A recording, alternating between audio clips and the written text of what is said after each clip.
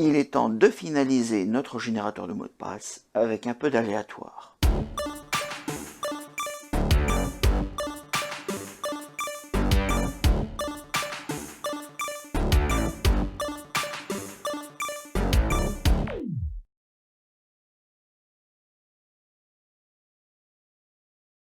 Avant d'aller plus loin, optimisons un peu le code que nous avons. Nous pouvons utiliser la taille du mot de passe pour savoir si nous avons assez de caractères. Lorsque nous initialisons ici avec une string vide, la taille est de 0. À chaque fois que nous allons rajouter un caractère, la taille est recalculée. Nous pouvons donc mettre les boucles en commentaire. Pour cela, tout sélectionner, utiliser majuscule CTRL, le slash du pavé numérique. Et voilà, tout est en commentaire. Nous allons donc écrire pour la taille minimum,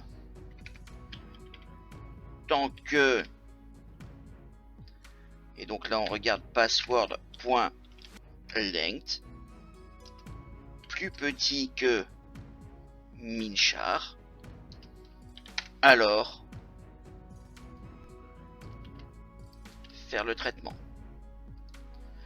Et ensuite, pour le maximum, on refait la même chose, sauf que ça doit être plus petit que... Oups. Voilà, max char. Et nous aurons le même traitement que là, mais en utilisant des variables en moins. Et oui, bien entendu, ici on met le B. Et on peut supprimer ça. On va tester pour voir que nous n'avons rien cassé. C'est toujours bien de tester de temps en temps. Bon, 6.21. Alors, on a bien nos 6A et nos 15B, pardon. Tout va bien. Et maintenant, on a optimisé un minimum tout ceci. On peut passer à la suite. Pour faire de l'aléatoire, nous avons deux solutions. La première et la plus ancienne consiste à passer par les outils maths. Comme son nom l'indique, on va y retrouver tous les outils pour les mathématiques. Et dans ceci, il y a un générateur de nombres aléatoires, math.random. Ce générateur va nous donner un nombre compris entre 0 et 1. On va donc avoir un nombre avec des chiffres derrière la virgule. Pour les stocker, nous aurons besoin de la quatrième famille de type primitif, les nombres à virgule flottante. Pour abréger, je risque de dire flottant. Il y a deux types primitifs dans cette famille. Nous avons d'abord le float, qui est un nombre codé sur 32 bits, et nous avons ensuite le double, qui, comme son nom l'indique, est le double du float, donc sur 64 bits. Bon, c'est un début, mais ce n'est pas encore ça. Il faudrait d'abord pouvoir convertir ce nombre en caractères. Mais on verra ça un peu plus tard. La seconde solution pour avoir un nombre aléatoire, c'est d'utiliser l'objet de type random. Cet objet pourra nous donner des nombres, entiers ou flottants, mais toujours pas de caractères. Pour pallier à ce problème, nous aurons besoin de transtypage, ou cast en anglais. Le transtypage, c'est le fait de convertir un type A en un type B. Pour les types primitifs, c'est relativement simple. Si on exclut les booléens, on peut transtyper de n'importe quel type à n'importe quel autre. Pour les objets, c'est un peu plus compliqué, mais nous verrons cela quand nous parlerons d'héritage. Pour pouvoir faire un transtypage, il suffit de désigner devant la variable à caster le type qu'on veut obtenir à la fin. Mais attention, parce que il peut y avoir de la perte d'informations. Par exemple, un nombre à virgule flottante vers un entier. Dans ce cas, tout ce qui est après la virgule ne sera pas pris en compte. 2,7 par exemple deviendra 2. De même, si le type voulu ne peut contenir au moins autant de bits que le type d'origine, les bits en plus seront perdus, avec des effets indésirables possibles. Maintenant que nous savons ceci, nous pouvons essayer de transformer le nombre reçu aléatoirement en un caractère. Voyons les deux façons d'avoir ceci.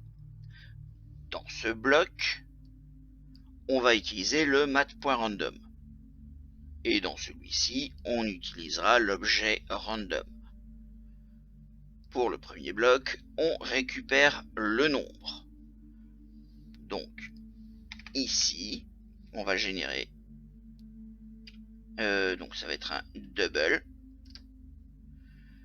Alors double aléa par exemple, hein, pour bien montrer que c'est un nombre aléatoire qu'on récupère, c'est égal à mat.random. Tout simplement. Et donc là nous avons dans aléa un nombre entre 0 et 1. Si on convertit directement la valeur de aléa en caractère, nous aurons à presque 100% de chance un caractère qui correspond à la valeur 0. Mais ce n'est pas ce que nous voulons. Nous voulons avoir une possibilité beaucoup plus large. Donc il faut augmenter la valeur. Pour cela, on va dire que par exemple aléa égale aléa fois 10. Donc là, on aura un nombre qui varie entre 0 et 10. Maintenant que nous avons un nombre entre 1 et 10, mais qui est encore en flottant, on peut faire le transtypage. Donc ici, ça va être char caractère égal. Et là, on met parenthèse ouverte, parenthèse fermée. Dedans, on met char, parce qu'on veut que ce soit un caractère. Et on met aléa, parce qu'on veut transformer aléa. Nous supprimons ça. Et à partir de là, nous avons caractère qui est un caractère qui correspond à une valeur entre 0 et 10 dans la table des caractères. Donc si nous exécutons ça, oups, je l'ai fermé, on revient, voilà.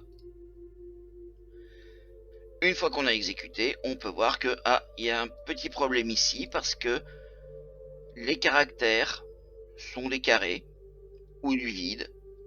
C'est parce que les premiers caractères de la table de caractères sont des caractères spéciaux, invisibles. Donc il faudra trouver un autre moyen d'afficher les bons caractères. Mais avant cela, nous allons faire le deuxième.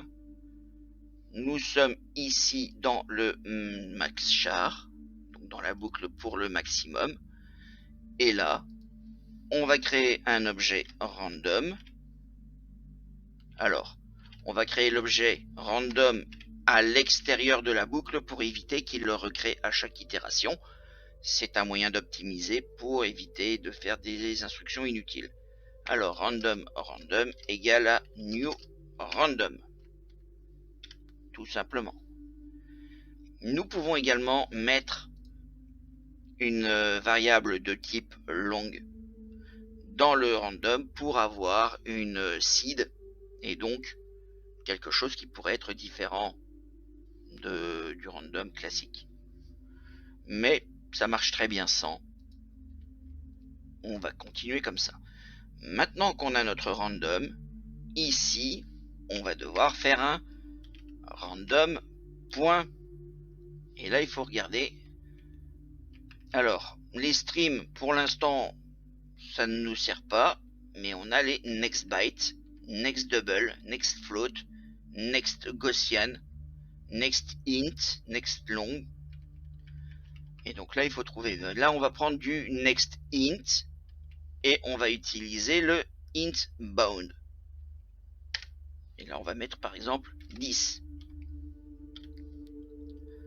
Bien entendu, comme c'est un next int, on va mettre un int.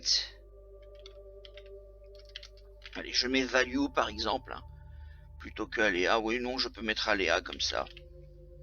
Vous voyez que c'est le même principe. J'aurais pu rien mettre ici. Simplement, si je ne mets rien, il va voir que la limite, en fait, c'est le maximum de nombre possible. Si je mets le bound à 10, ça signifie que la limite haute est 10. Et donc, il va prendre que les nombres de 0 à 10 pour faire son aléatoire. Ensuite, bien entendu, on reprend ici le char caractère égale machin. Voilà.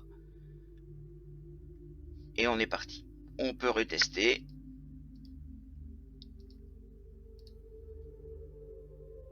Et là, vous voyez que maintenant, il n'y a plus que des caractères. Les B ne sont plus là non plus.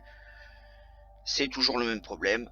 On n'a pas pris les caractères visibles, on a pris des caractères spéciaux, les caractères de 0 à 10. Vous pouvez voir également donc que j'ai bien fait mon cast, mon transtypage de ici un double vers un caractère, et ici c'était un entier vers un caractère. Ça marche dans les deux cas. Je rappelle, attention à la perte, dans le double ici, on n'a pas un nombre entier, on a un nombre avec des chiffres derrière la virgule, surtout, enfin déjà ici parce que c'est entre 0 et 1, même en faisant x10, on a toujours un nombre avec des chiffres derrière la virgule, ce qui fait que quand on le transforme en caractère, il ne garde que ce qui est avant la virgule. Nous avons donc ici la génération qui nous a donné des caractères spéciaux. Il faut réussir maintenant à trouver un moyen d'avoir des caractères visibles. Pour cela, nous retournons dans le password générateur, nous allons créer une variable globale. Une variable globale, c'est une variable qui est utilisée partout dans la classe.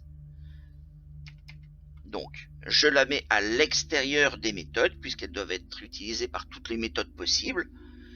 Et je mets par exemple string. Et là, je vais mettre un load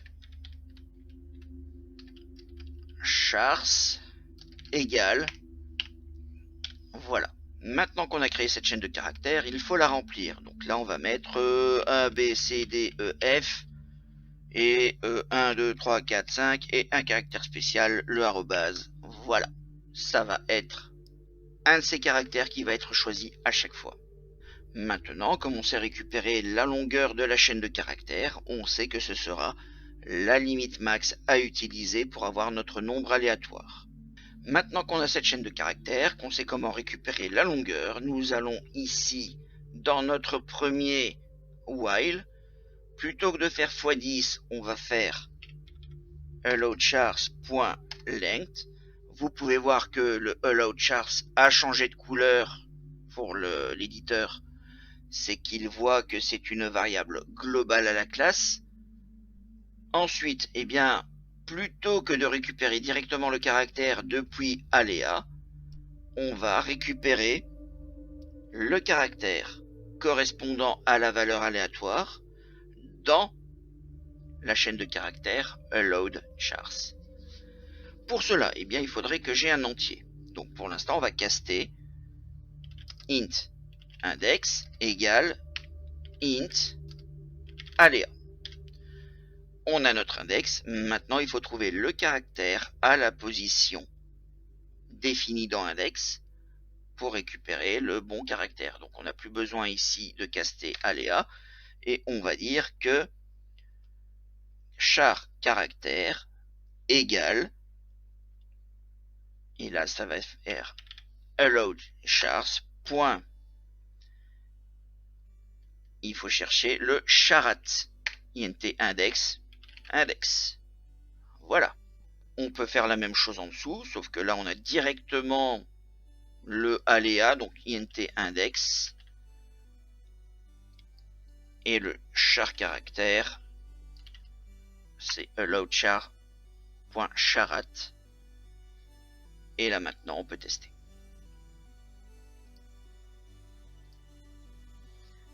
Et là vous voyez que ce sont que des caractères qu'on a autorisés.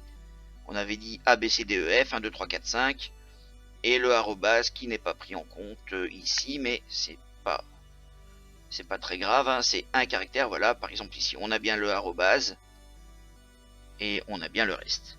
Maintenant vous voyez que on fait deux fois le même traitement ici. On va alléger un peu la structure, vous verrez que ça va nous donner un peu plus de lisibilité. Pour cela, on va créer une autre méthode.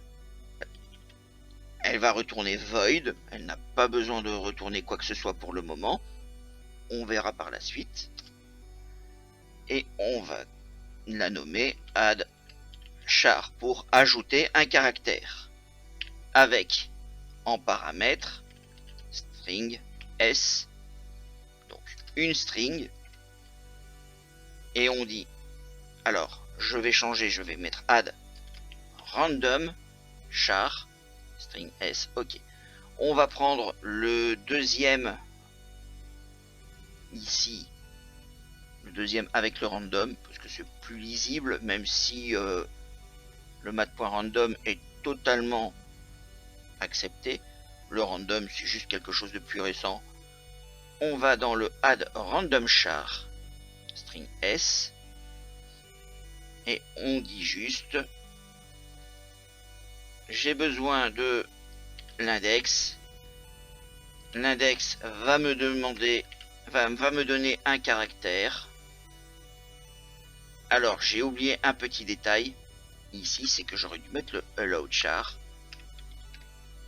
point length. Alors nous avons ça, et enfin nous avons le password égal password plus caractère. Vous pouvez voir que le alors ici maintenant c'est plus password, hein, c'est S. Voilà, S égale S plus caractère. Le random est toujours rouge parce que dans cette méthode là on ne connaît pas, donc il faudra le mettre à l'extérieur. Ce sera également une variable globale. Voilà, et là il est connu. Maintenant ici on va retirer tout ceci et on va juste faire un add random char password. Même chose en dessous. Voilà. Et vous pouvez voir que ça rend un peu plus lisible la méthode generate. Et derrière ça, nous avons le add random char qui fait un peu. Et comme on l'utilise à deux endroits différents, eh bien ça permet de limiter le nombre de lignes. Alors cette écriture à mettre comme ça une petite méthode ici, ça permet d'alléger, ça permet aussi d'éviter de répéter du code, étant donné que c'est le même code dans les deux while.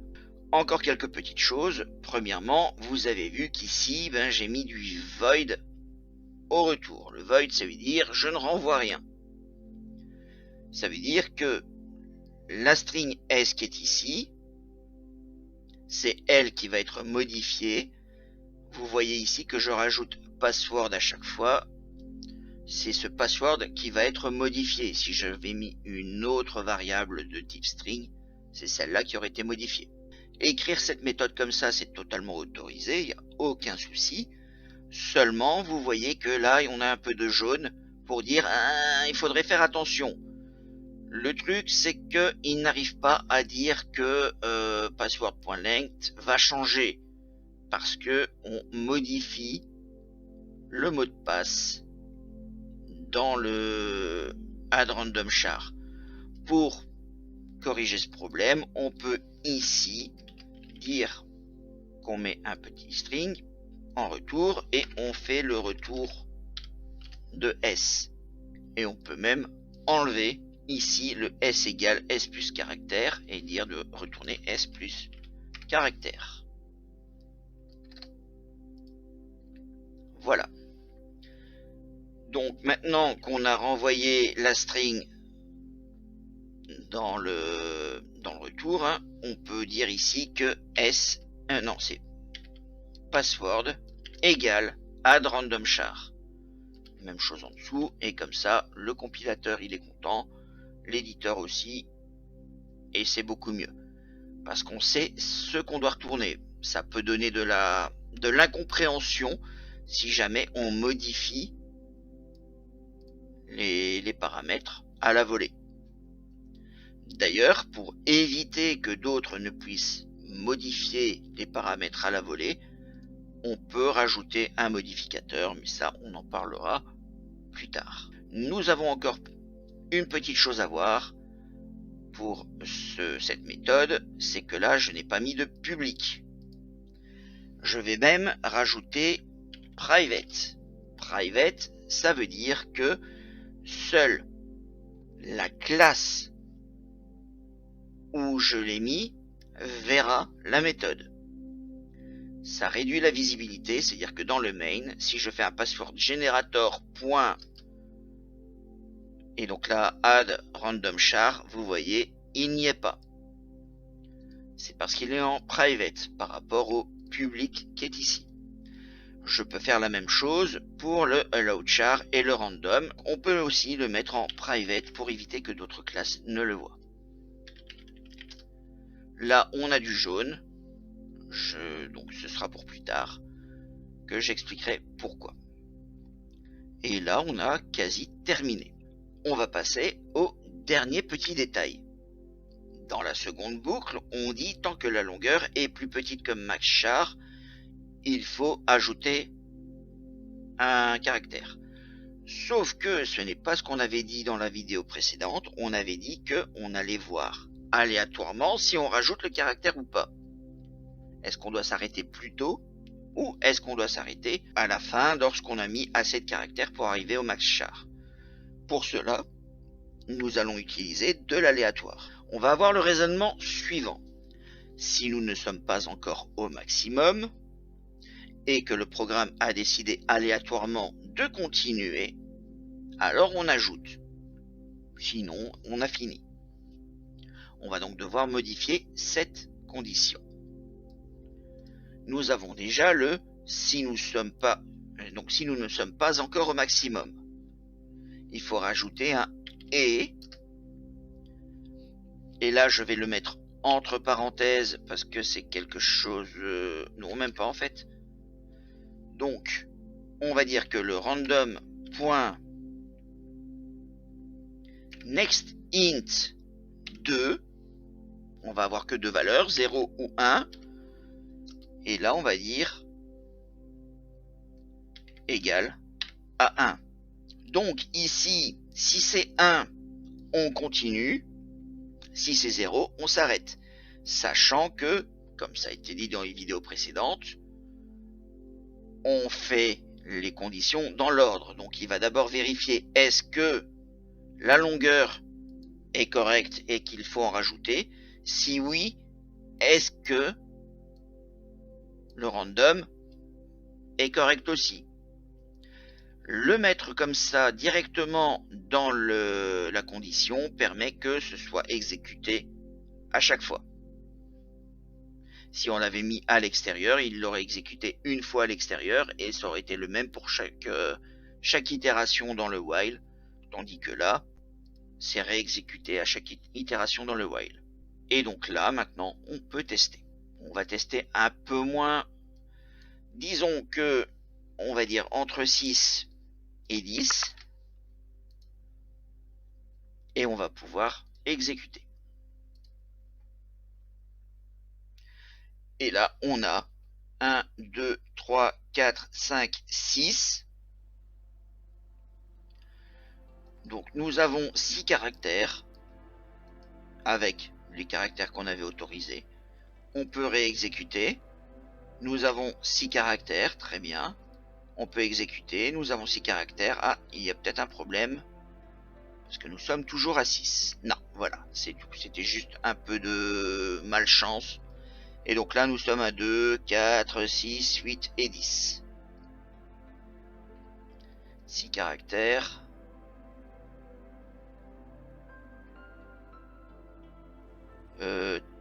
Non, on en a 7. On en a 7 aussi. Bon, etc., etc. Nous aurions pu aussi le faire différemment et dire que avant de rentrer dans le password.length, on définissait combien de caractères en plus on voulait. Mais ça dépend beaucoup de celui qui fait le code. Il y a toujours moyen d'améliorer le code et la logique, mais nous allons nous arrêter là pour ce projet. Dans les prochaines vidéos, on commencera un projet un peu plus conséquent. Mais en attendant, vous pouvez toujours me dire dans les commentaires si quelque chose n'a pas été compris ou si je me suis trompé quelque part. Ça peut toujours arriver. Vous pouvez également mettre un petit pouce en l'air pour mieux référencer la vidéo, la partager, vous abonner pour ne pas rater les prochaines vidéos et bien entendu regarder d'autres vidéos sur la chaîne. Et n'hésitez pas à vous entraîner avec de tout petits projets de quelques heures de développement. Cela vous permettra d'aiguiser votre logique et en même temps mieux maîtriser le langage. Je vous dis donc à la prochaine sur une autre vidéo. Bye.